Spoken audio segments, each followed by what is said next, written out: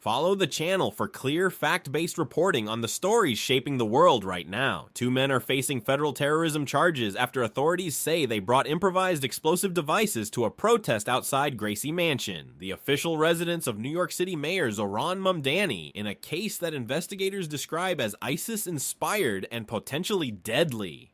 Prosecutors say the suspects, identified as 18-year-old Emir Balat and 19-year-old Ibrahim Kayumi, threw one device and attempted to throw another into a crowd gathered outside the mayor's residence on March 7th. According to the Justice Department and Reuters, the devices allegedly contained TATP as well as screws, bolts, and other metal fragments, which investigators say could have caused serious injury or death if they had functioned as intended. No one was killed and no one was injured, but authorities say that outcome was due to failed detonation and a rapid police response, not because the threat was minor.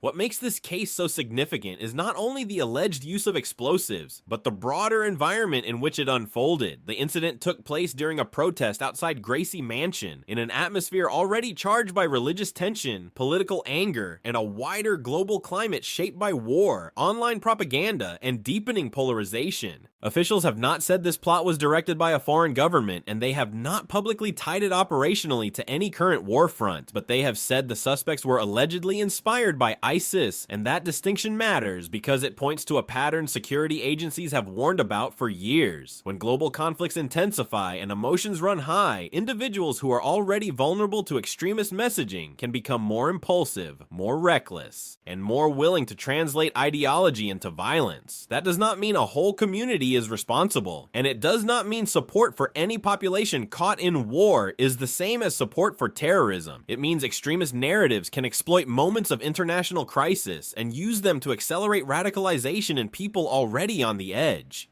According to the federal complaint and reporting from Reuters and the Associated Press, investigators believe the two suspects traveled from Pennsylvania to Manhattan and brought homemade explosive devices into a highly sensitive public setting. The Justice Department said the men are charged with attempting to detonate explosive devices during protests outside Gracie Mansion and with attempting to provide material support to ISIS. Reuters reported that one of the men allegedly told investigators he wanted to carry out an attack even bigger than the Boston Marathon bombing, a claim that immediately raised the seriousness of the case and the concern around intent. Authorities say the devices were not symbolic props, not improvised noisemakers, and not a protest stunt. They say these were potentially lethal devices allegedly designed to injure or kill people in a crowd. The location also adds another layer of concern. Gracie Mansion is not just a private home, it is the official residence of New York City's mayor, a symbolic and politically sensitive site in one of the most high-profile cities in the world. Mayor Mamdani said he and his wife were not home at the time, but he also described the protest outside the residence as anti-Muslim and linked it to a broader climate of hostility and white supremacist rhetoric. That context matters because the alleged bombing attempt happened at the intersection of political symbolism, religious tension, and public demonstration. When a volatile protest atmosphere is combined with extremist ideology and homemade explosives, the risk moves beyond ordinary unrest and into the realm of targeted ideological violence. Investigators have focused heavily on the composition of the devices because that tells the public a great deal about the seriousness of the alleged plan. Prosecutors say the devices contain TATP, a highly unstable explosive that has been linked to previous terrorist plots and attacks around the world. They also say the devices were packed with screws, bolts, and metal fragments, which would function as shrapnel if the explosives detonated. Law enforcement officials have made clear that the combination of an unstable explosive compound and embedded metal projectiles is what elevated the threat level so dramatically. In other words, this was not dangerous only because it involved an explosive material. It was dangerous because, according to the charges, the devices were allegedly constructed in a way that would maximize harm to the people standing nearby. That is why federal authorities are treating the case as terrorism and not simply as an explosives violation or a disorderly incident at a protest. Another major development came after the arrests, when the FBI said it found explosive residue in a Pennsylvania storage unit connected to the investigation. That detail, reported by the Associated Press, suggests investigators are looking beyond the devices that were allegedly brought to New York and asking whether the suspects had access to additional materials, whether they were experimenting beforehand, and and whether their preparations were broader than first understood. Authorities have not yet publicly described the full inventory of what may have been found, but explosive residue in a linked storage unit is a serious detail because it speaks to planning, preparation, and possible capability beyond a single incident. It also raises the question of whether the devices used in Manhattan represented the full extent of the alleged plot or only part of it. At this stage, the official framing of the case is clear. The Justice Department says the men are accused of acting in support of ISIS, and Reuters reported that law enforcement is treating the incident as ISIS-inspired terrorism. That wording is important. It means authorities are pointing to ideological inspiration from a designated terrorist organization, not merely anger, protest confrontation, or random criminal behavior. At the same time, officials have also been careful not to overstate what they know. Public reporting so far has not shown evidence that a foreign government directed the operation. Authorities also have not announced proof that a larger network inside New York was coordinating the attack. So the responsible way to understand the case right now is this. Federal prosecutors allege an ideologically motivated attempted terror attack inspired by ISIS, carried out by two suspects who allegedly brought dangerous improvised devices into a protest crowd. The case is serious on those facts alone, without adding speculation that has not been substantiated. Follow the channel if you want reporting that stays grounded in verified facts and avoids the noise that often takes over online after incidents like this. One of the biggest challenges in stories involving terrorism, religion, and war is that speculation spreads faster than confirmed information. In the hours after a case like this breaks, social media tends to fill the gaps with assumptions, emotionally charged claims, and attempts to force the event into a larger political narrative before the evidence is fully public. That is why it is important to separate what has been alleged in court documents from what has only been claimed in posts, clips, or commentary. The confirmed facts are already severe. Two suspects were charged. The alleged devices contained TATP and metal fragments. The protest crowd was outside the mayor's residence, and the case is being investigated as ISIS-inspired terrorism. Those facts are enough to understand why law enforcement is taking this so seriously.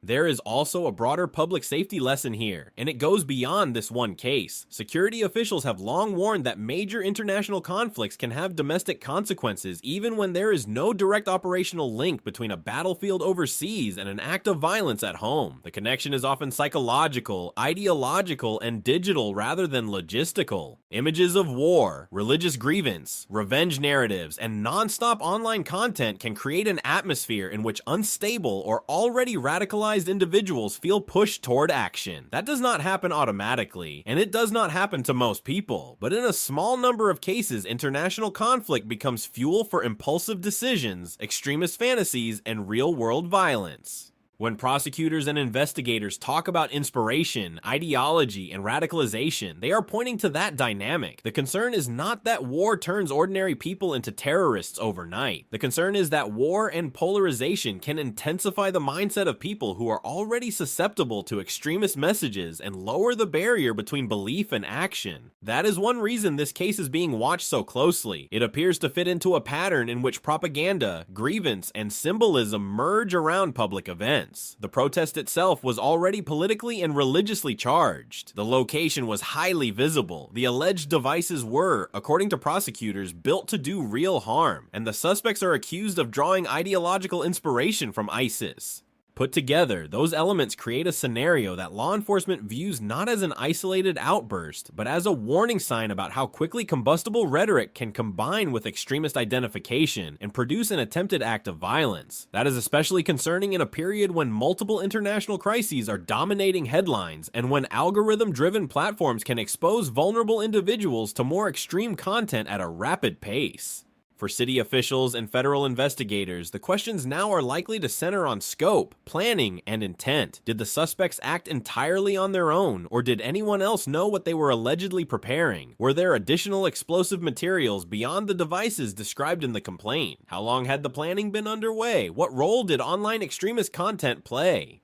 And could there have been a deadlier outcome if one more variable had gone wrong for police and right for the suspects? The discovery of explosive residue in Pennsylvania suggests investigators are not treating this as a narrow one-day incident. They appear to be looking at the broader arc of preparation, possible experimentation, and the pathway that led two young men from ideological inspiration to an alleged attempted attack in Manhattan. There is also an important balance to maintain in how stories like this are covered. Responsible reporting has to be firm about the seriousness of the charges while also being careful with language. Authorities allege the suspects were inspired by ISIS. That is not the same as saying an entire religion, ethnicity, or immigrant population is implicated. Officials are describing a terrorism case involving specific individuals, specific devices, and a specific alleged ideological motive. That distinction matters because one of the dangers after an attack or attempted attack is collective blame, which can deepen fear, inflame prejudice, and create exactly the kind of social fracture extremist groups seek to exploit. At the same time, underplaying the ideological dimension would also be misleading. If investigators say they have evidence of ISIS inspiration, the public deserves to understand that clearly. The answer is not exaggeration, and it is not denial.